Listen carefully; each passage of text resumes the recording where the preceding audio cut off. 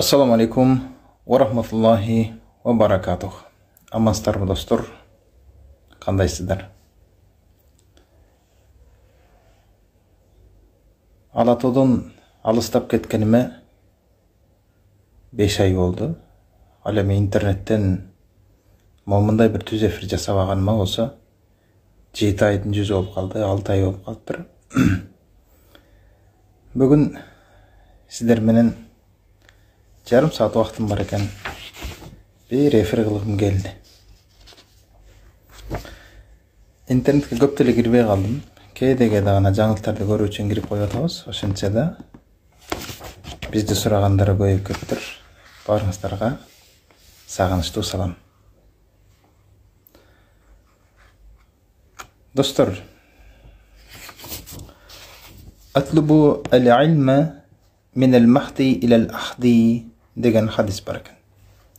Бул хадистин мааниси атлубу талаба, талап кылуу деген сөз. Ал-илма, илимди талап кылуу, мин ал-махди ила ал-ахди, бешиктен кабырга чейин илим талап кылгыла деп, илимди алгыла деп буйрук берген Пайгамбар айсалам. Дал ошол максатта биз дагы илим алуу үчүн Алатоодон алыстап Египет мамлекетине келдик. Азыркы учурда Борбор шаары Каирдебиз. Ошол жерде илим алып жатабыз. Эми достор, сиздер менен бүгүн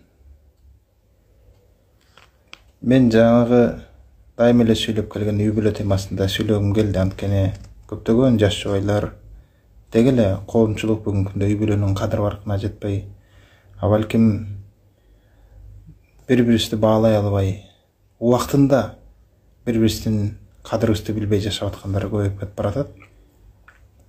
Бул да болсо жеңил ойлоолуктун айынан болуп атат.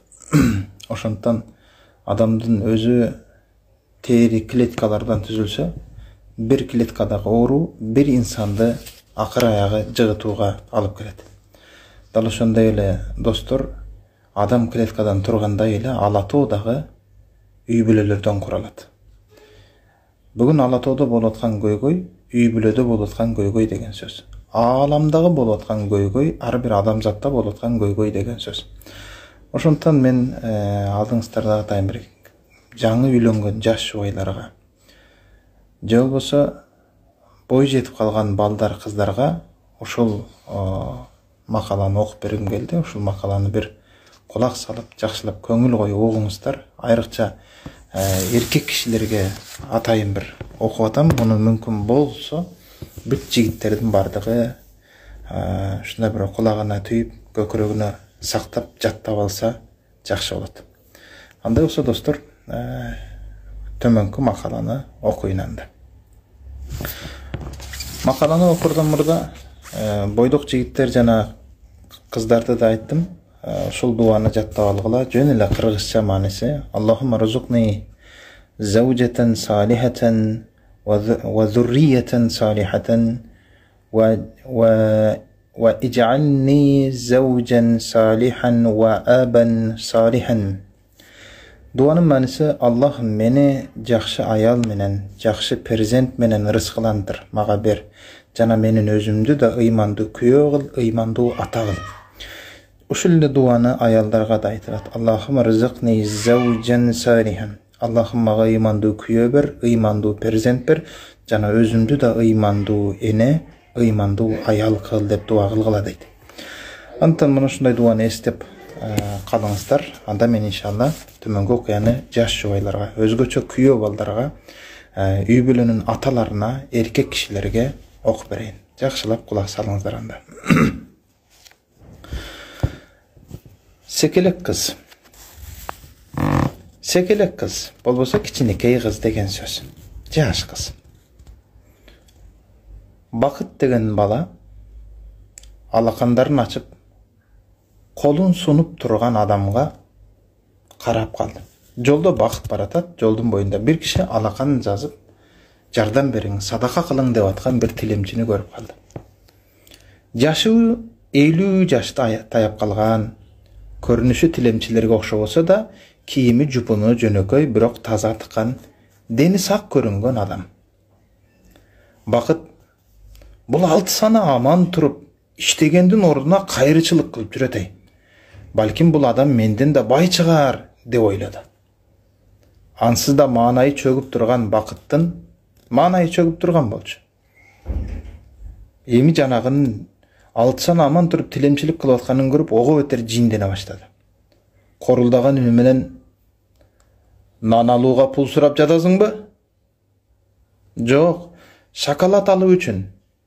Бакыттын жинденгени жүзүнөн билинип калды да, таң калууга айланып кетти да.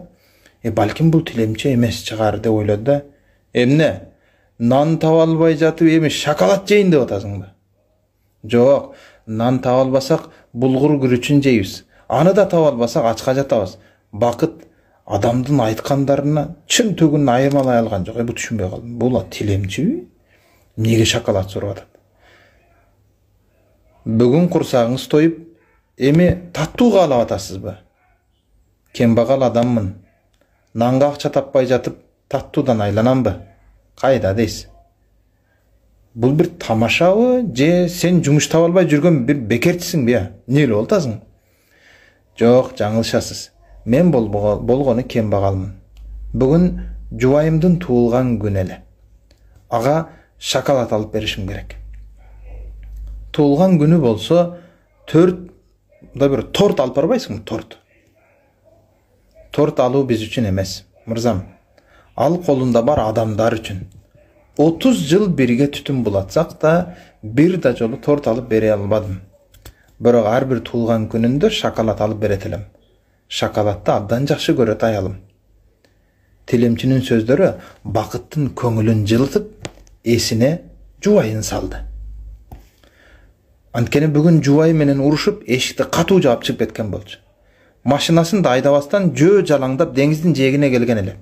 Мурда деңиз менен сырдашып, анын кооздугуна назар салып, мойнундагы оор жүктөн арылгансып калат эле. Азыр андай болгон жок. Балким жубайынын ыйлап отурганын эстеп алып, жана жай албай, жан дүйнөсү эңшерилип жатса керек. Тилемчи менен баарлашкан соң көөдөнү бошоңдоду. Кызык, айткандары чындыкпы же жалган сүйлөп атабы деп ойлоп кетти. Бакыттын чөнтөгүндө бир шоколад алууга жете турганчалык акчаң жокпу деген суроосуна бош чөнтөктөрүн аңтарып көрсөттү да, чөнтөгүнөн эски 100 аарчыдан башка эч нерсе жок экенин көрсөттү. Мен тилемчи эмесмин, болгону жумушум жок. Күнүмдүк жумуш чыкса иштейм. Кандай гана жумуш болбосун жасай берем. Бүгүн кечке жумуш издедим, бирок тапкан жокмун. Ал эми бүгүн аялымдын туулган күнү эле, жок дегенде бир шоколад сурап, сизден акча сурап атам шоколад үчүн деди. Бакыт отургучтун чет жакасына жылып теги кишиге орун бошотту да, "Отуруңуз, кичине сырдашалы" деди. Жакшылап кулак салыңыздар. Адам тартынып жатып, акырын отурду. Досуңуз, таанышыңыз же карыз ала турчу жакыныңыз жокпу? Кедейдин тууганы да кедей болот, мырзам. Алар пул тапса, өз үй бүлөсүн тойгозот. Не карыз сураганчалык сүйөсүзбү жубайыңызды? Сүйгөндө да кандай? 30 жылдык бирге өткөргөн өмүрүмдү нурдантып, асмандагы күнүм болуп берди. Сүйүү болгондо да 30 жылдык сүйүү. Чыныгы сүйүүнүн өмүрү эң көп дегенде 3 жыл дешет го, а сиз 30 жылда айтып жатасыз. Ооба. Бирок менин өтмүшүм сүйүүмдү өчүргөндүн ордуна тескерисинче тутандып келет. Анда айтыңызчы, үй бүлөлүк бактыңыздын сыры эмнеде? Сыягы сиз бактылуулуктун формуласын тапкан окшойсуз. Мен башталгыч классты бүтүргөн эмесмин. Андыктан формула эмне, эреже эмне муну билбейм мен. Формула дегеним химия сабагындагы формула эмес. Менин үй бүлө курганыма 6 жыл болду. Сүйүп күйүп жүргөн бийкечке баш коштум, бирок бактысызмын. Акыры түгөнбөгөн уруш талаш. Мындан 2 саат мурун да уруша кетип, эшикти катуу жаап чыгып кеткенмин. Үйүбүз, досубуз, тууганыбыз, ишибиз, күчүбүз бар, бирок бактысызбыз. Сиздин эч нерсеңиз жок, бирок бактылуусуз. Бизди бактысыз кылган пулбу? Эч нерсең жок дейсизби? Жок, менде бардыгы бар. Менин жубайым бар. Ал менин байлыгым, ал менин сүйүктүүм, ал менин досум, ал менин сырдашым. Мындан артык дагы кандай байлык болушу керек? Силердин үй, машина, иш дегениңер менен телегейиңер тегиз эмес. Чындыгында эч нерсеси жок, мен эмес, силер экенсиңер. Антип айтпаңыз. Ушунча байлык турса да аялым менден ыраазы эмес. Өзүн дайыма бактысыз сезет. Ким билет, балким кедей болгонумда менин жанымда турар беле, же жок беле. Байлык бакыт болуп бербейт мырзам. Сен айымдарды түшүнбөйт экенсиң. Эч бир аял заңгыраган үйдө жашап, түркүн түрдүү тамак ичкени үчүн бактылуу болбойт. Аял заты мырзасы үчүн бүтүндөй дүйнө экендигин билгенде гана чындап бактылуу болот. Мына жерде жигиттер жакшылап угуңуздар. Аял заты байлык бакыт болуп бербейт мырзам.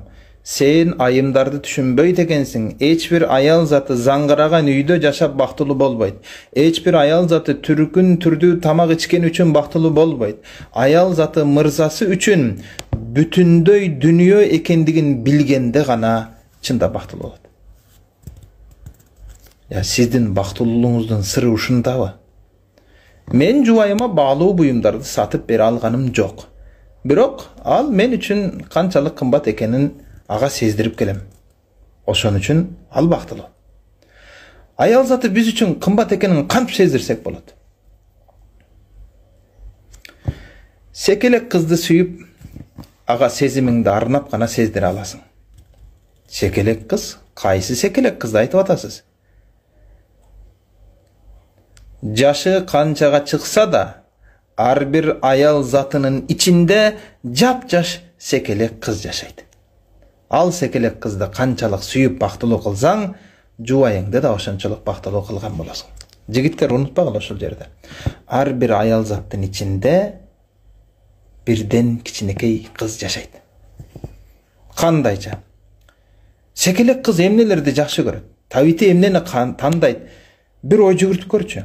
Секелек кыздар ар дайым суктанып турушуңду каалашат. Көңүл бөлүүнү жакшы көрүшөт. Сулуу экенин угууга куштар болушат. Ханбике сыяктуу мамиле кылууңду каалашат. Анткени алар ар дайым ханбике болууну кыялданышат. Көтүүсүз белектерди жактырышат. Эркелегенди жакшы көрүшөт. Сүйсүн дешет, жана сүйүктүү экенин уккулары келишет. Секелек кыздар мактоого тойбойт. Эми түшүндүңбү? Туура айтасыз. Менин 4 жаштагы кызым бар. Аты Айбеке. Жумуштан келген сайын мойнума оролуп кучактап, "Атаке, мени канчалык жакшы көрөсүң?" деп сурайт. Ушуну сурагандан тажабайт. Кийимин алмаштырган соң, "Атаке, сулуу болуп калдыңбы?" деп суроо узатат. Сулуусуң деген менен кутула албайсың. Кереметсиң, ханбике сыяктуусуң. Дүйнөдө сендей кыз жок дегенимде гана ыраазы болуп ошода деген бойдон кетип калат. Мынаке, айымдар өмүр бою ушундай сөздөрдү угууну каалашат. Мен 50 жаштагы жубайыма ушундай мамиле кылам. Кудайым насип этсек 80-90 чыксам да ушундай мамилемди уланта берем. Ага периштем деп кайрылам. Периштем чай ичели, чай койчу дегенимде чай берүү үчүн далбастап, чуркап жатканын көргөнүңүздө айткандарымды толук түшүнөт элеңиз. Менин да 3 кызым бар. Аялым менен 4 кызым бар деп коем. Үчөөнү бирдей эркелетем, беркисин дагы үчөөнү көрсөтпөй бөлөкчө эркелетем. Кээде аялымды эң кичине кызым деп эркелетем.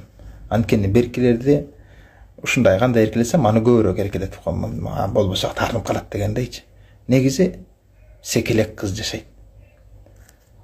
Мен 50 жаштагы жубайыма ушундай мамиле кылам. Эч урушкан жоксуздарбы?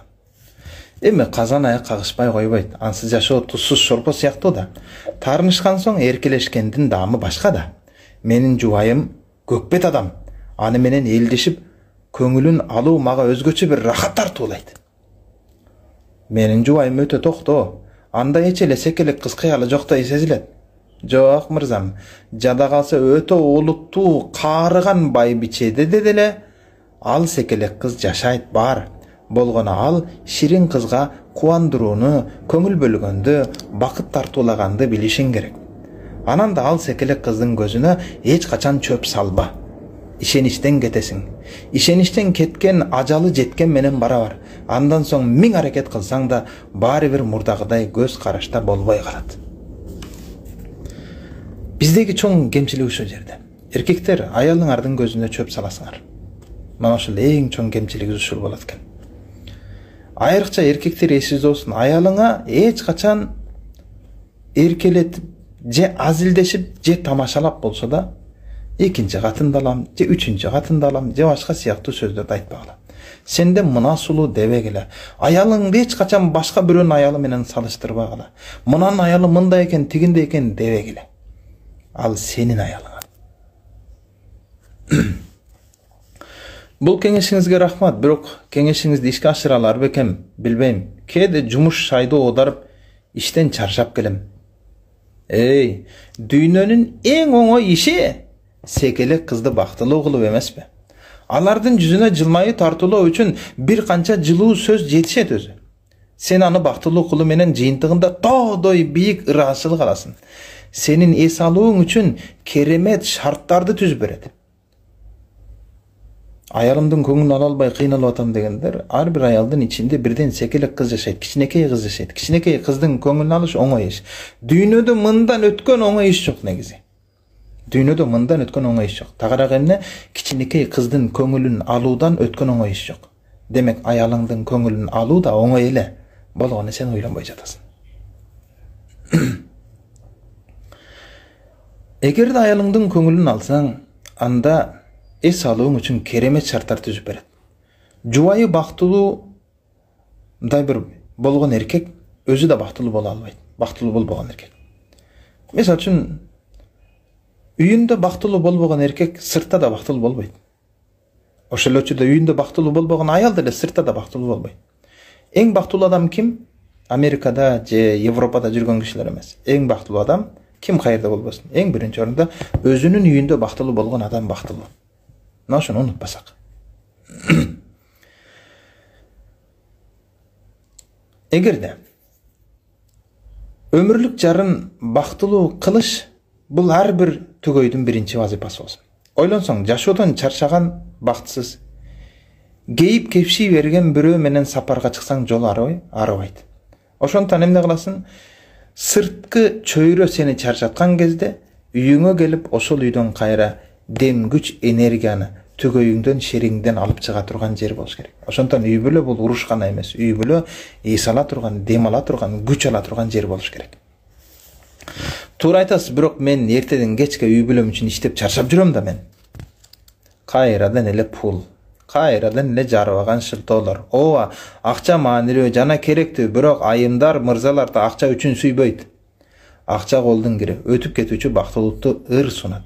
Айымдар белек алганды жактырышат. Акчаң болсо белек алып бер, бирок белек менен гана бактылуу болушун күтпө. Белекти да сүйүү менен арнабасаң, анын мааниси жок. Менин эч убакта көп акчам болгону жок. Күнүмдүк тапканымды күнүмдүк тамагыбызга жумшадык. Ач калган да күндөрүбүз болду. Жубайыма алтын сөйкө тага албадым. Бирок сүйүү сөздөрүн арноону унуткан жокмун, эмигече айтам. Эч качан моюна керемет шуру сатып бере албадым, бирок керемет эркелетип ойнотконумду токтоткон жокмун. Ага жибек көйнөк кийгизе албадым, антсе да жибек сыяктуу жумшак жылуу кучагыма алып эркелеттим.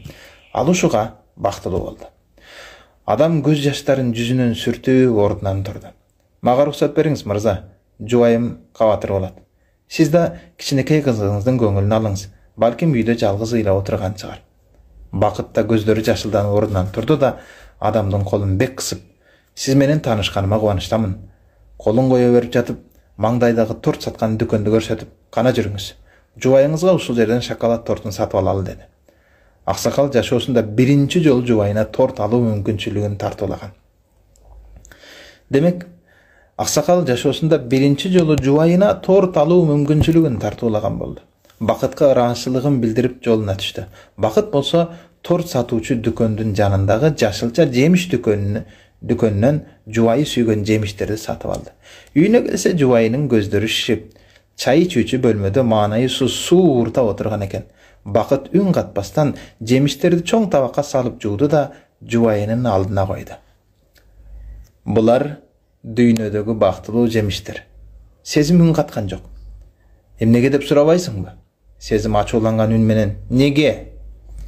Себеби дүйнөдөгү эң сулуу жана эң ширин айымдын бүлдүркөндөй оозуна кирип, шурдай тизилген тиштеринин арасына майдаланып, азык болуп жатат.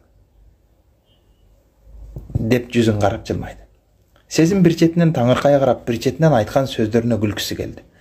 Кана ала кой. Өзүң жакшы көргөн жемиштерди өзүң үчүн тандап атып келдим. Таң калыштуу. Мурда өзүңө жаккан жемиштерди алат элең. Менин кайсы жемиштерди жакшы көрөрүмдү кайдан билесиң?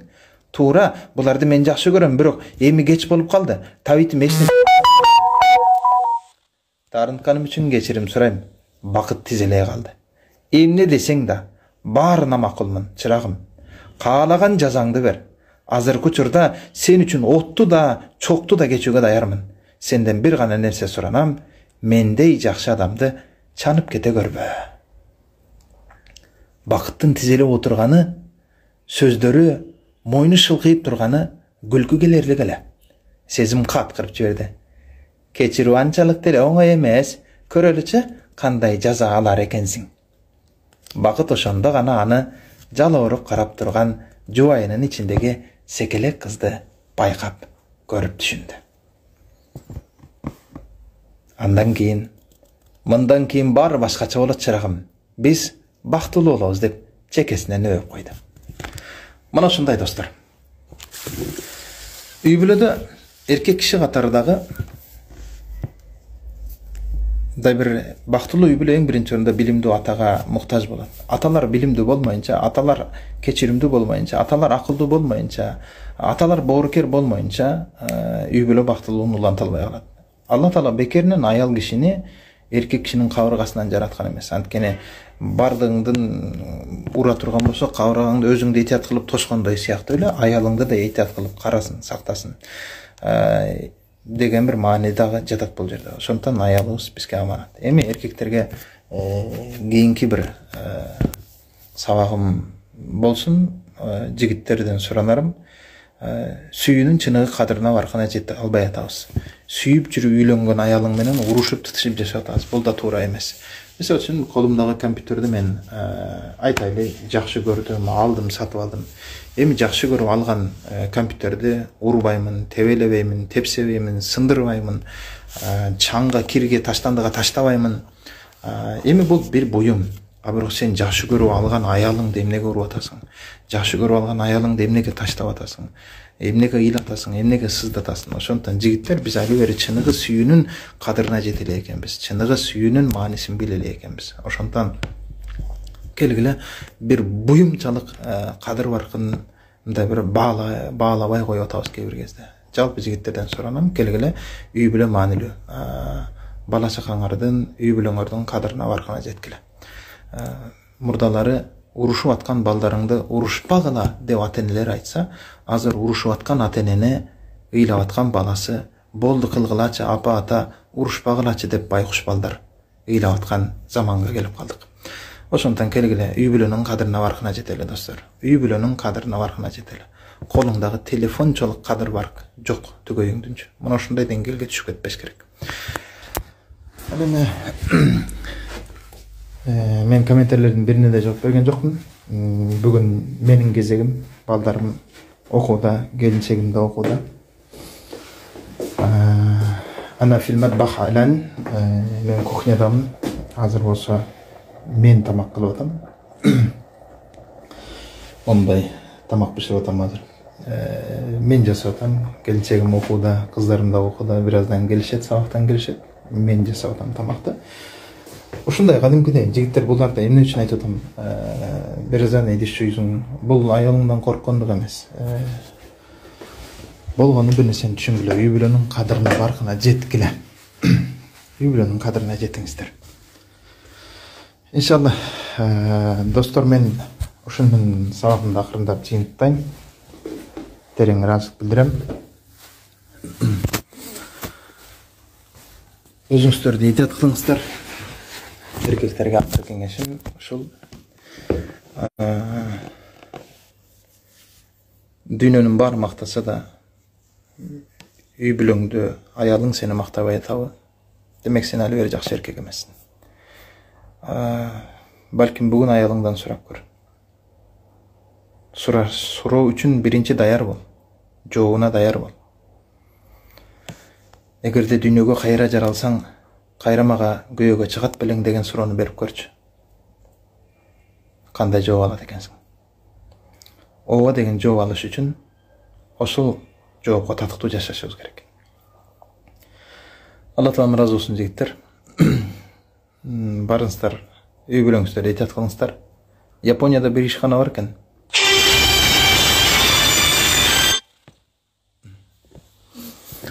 Японияда бир ишкана бар экен. Үй бүлөсүнөн ажырашып кеткен кишини жумушка албайт экен. Анткени үй бүлөсүн, аялын, бала чакасын эптей албады, биздин жумушту да эптей албайт деген бир түшүнчө болот экен.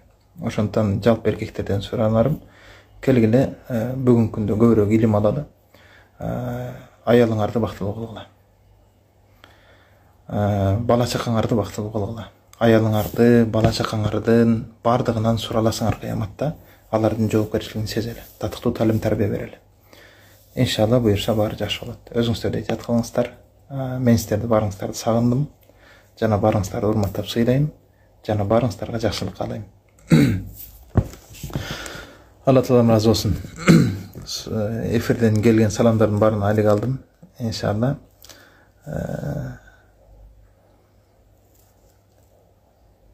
Бельгияда ушундай бир мыйзам бар экен. Жаңы үйлөнгөн жаш жубайлар 2 жыл боюнча ажырашуу арызын мамлекетке тапшыра албайт экен. Тагыраагы үйлөнүп эле ажырашам дегендер болсо, жок, мыйзам боюнча 2 жыл күтөсүң, анан ажырашасың, ага чейин жашайсыңар деген бир талап болот экен.